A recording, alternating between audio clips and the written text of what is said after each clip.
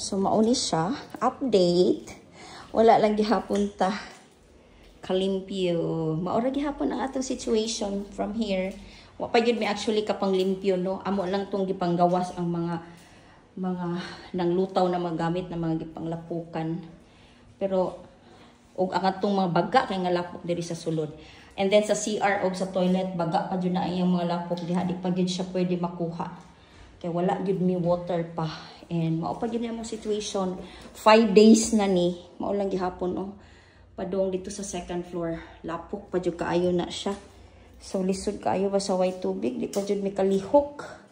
Pero at least napagawas na atong mga things na paiuban diha nga wa pa jud napagawas. Kay tulo ra in town mi. So kinsa tong ganahan mo volunteer sa paglimpyo please. Salamat. Wala ni update na to for today, di ba?